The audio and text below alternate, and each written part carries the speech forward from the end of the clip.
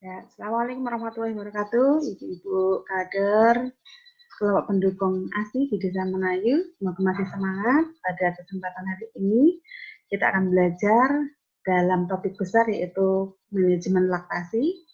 Bagaimana kita mengatasi persoalan-persoalan terkait dengan apa yang seorang ibu yang sedang menyusui itu alami. Segala persoalannya, semuanya insya Allah bisa diatasi. Karena setiap persoalan pasti ada solusinya. Itu yang harus kita yakinkan pada ibu-ibu semuanya.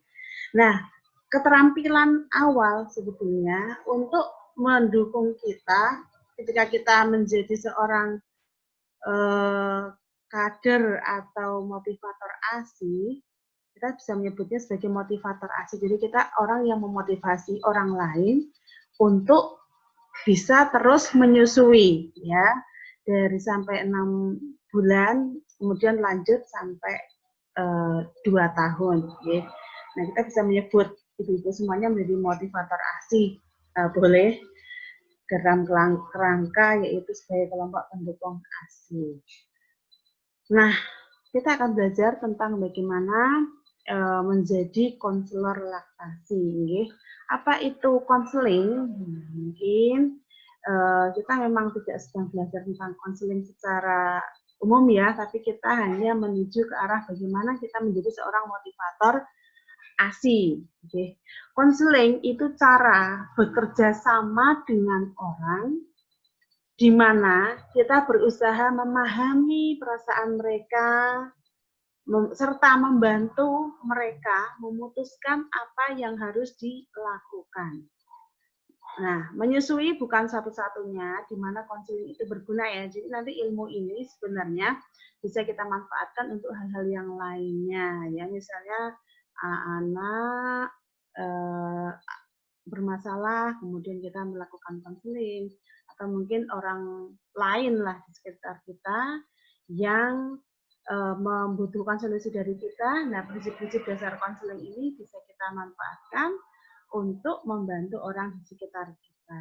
Nah, apa saja keterampilan dalam konseling laktasi yang kita pelajari ya di waktu yang singkat ini? Yang pertama adalah keterampilan mendengarkan dan mempelajari. Nah, sesuai dengan apa yang saya tulis di sini, bahwa keterampilan mendengarkan dan mempelajari itu ada beberapa hal yang termasuk dalam keterampilan mendengarkan dan mempelajari. Yang pertama, menggunakan komunikasi nonverbal yang bermanfaat. Menggunakan komunikasi nonverbal yang bermanfaat itu artinya apa? Nonverbal itu, kalau verbal itu apa yang disampaikan, atau apa yang bisa disampaikan oleh seseorang itu verbal. Kalau nonverbal itu sikap yang ditunjukkan melalui gerakan tubuh, ekspresi muka, dan apa saja ya, kecuali yang disampaikan, yang dibicarakan. Kalau verbal itu yang diucapkan, tetapi kalau non-verbal itu yang bisa dilihat, yang bisa diekspresikan oleh orang, kecuali yang dibicarakan. Ya biasanya mendukung antara yang dibicarakan dengan ekspresinya. Gitu. Nah, itu namanya komunikasi non-verbal. Nah, contohnya adalah yang pertama, sikap tubuh. Jadi ini termasuk cara komunikasi yang baik. Yang pertama, sikap tubuh.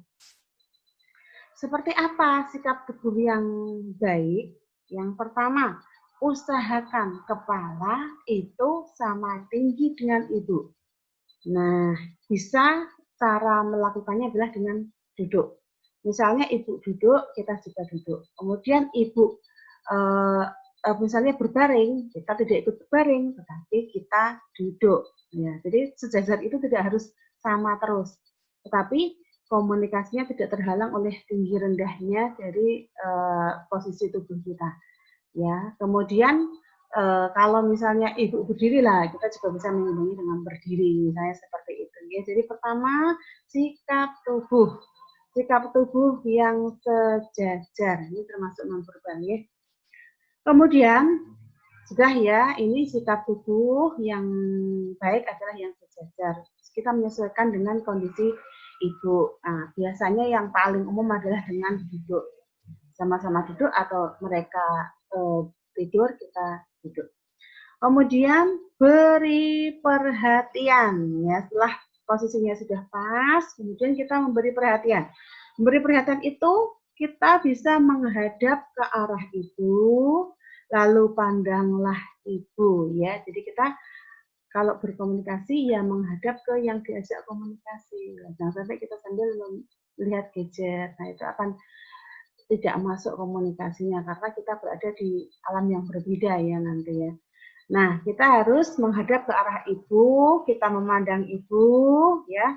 Karena kadang ketika seseorang melihat ke arah lain, itu artinya kita tidak siap untuk mendengar.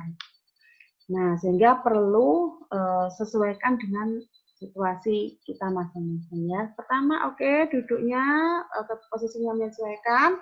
Yang berikutnya kita memberi perhatian pada ibu dengan cara menghadap ke arah ibu, pandangan ke arah ibu. Itu artinya kita siap untuk mendengarkan. Yang ketiga, singkirkan penghalang ya. Untuk singkirkan penghalang, itu misalnya di antara kita dengan ibu yang menyusui itu atau ibu yang kita beri solusi ya, konseling yang diberi konseling oleh kita, itu misalnya ada meja, disingkirkan penghalangnya sehingga kita bisa dekat ya, dekat tapi bukan berarti mepet, ada jarak tetapi apa namanya tidak terlalu jauh dan tidak mepet juga ya. Kita singkirkan atau misalnya ada buku catatan ya, kita singkirkan dulu buku catatannya ya, atau mungkin HP tadi kita singkirkan dulu ya supaya kita bisa benar-benar melihat ke arah ibu, fokus pada ibu karena kita sedang ingin mendengarkan dan mempelajari, jadi kita perlu untuk fokus. Yang berikutnya kita harus menyediakan waktu. Nah, kalau kita sudah siap untuk memberikan konseling, artinya kita harus memberikan waktu pada ibu, berikan waktu kita untuk mendengarkan. Ya, jadi kalau kita sebentar ya saya mau ini, nah, misalnya atau tampak kita melihat ke jam terus, nah itu kita sepertinya keburu-buru. Jadi mungkin ibu akan cenderung untuk nggak lost ketika bercerita karena kok kayaknya ini buru-buru deh gitu, sehingga mereka tidak akan mau menceritakan yang panjang karena tahu bahwa waktu kita cuma sebentar. Jadi kita harus menyediakan waktu. Lalu berikutnya adalah sentuhan, ya. Kita boleh memberikan sentuhan pada ibunya. Kebetulan kita konselor laktasi atau motivator ASI ini semuanya ibu-ibu ya. Jadi ibu sama ibu itu wajar memberikan sentuhan. Jadi tidak ada masalah. Tapi memberi sentuhan itu di tempat yang tepat dan di saat yang tepat. Misalnya ibu sedang mengeluh, masih saya kok kurang lancar ya, gitu tuh. Terus kita kemudian boleh memberi sentuhan. Ibu, misalnya kita tepuk di bahunya ibu gitu, bahwa kita itu memberi sentuhan, tapi sentuhan yang dimaksud di sini adalah sentuhan yang empati, memberikan empati kita ya. Jadi kita memberikan sentuhan, ditepuk di bagian misalnya di bahu ibu, ya ibu saya mengerti apa yang ibu rasakan. Nah, itu tepat gitu ya. Tapi tidak selalu harus memberi sentuhan. Sentuhan diberikan pada saat-saat tertentu ketika kita memang ingin menunjukkan rasa empati kita. Nah, seperti itu. Baik, saya ulangi, untuk cara komunikasi yang baik tadi, kita bisa menggunakan komunikasi non-verbal yang bermanfaat. Non-verbal itu yang bukan yang dibicarakan, tapi ekspresi kita. Ya. Pertama, sikap tubuh, ingat sikapnya menyesuaikan ya, duduk sama tinggi, misalnya seperti itu ya. Pokoknya posisi kita menyesuaikan posisi ibu. Kemudian kita memberikan ibu perhatian pada ibu dengan cara memandang ibu, kemudian menghadap ke arah ibu, lalu kita singkirkan penghalang, ada HP, ada catatan, ada meja mungkin yang mengganggu. Kalau tidak mengganggu tidak apa-apa, yang mengganggu bisa kita singkirkan. Lalu sediakan waktu ya, bahwa kita harus membuat ibu itu merasa bahwa kita punya waktu, duduklah tenang menghadap ke ibu, dan berilah kesempatan untuk menyampaikan perasaannya. Seperti itu ya.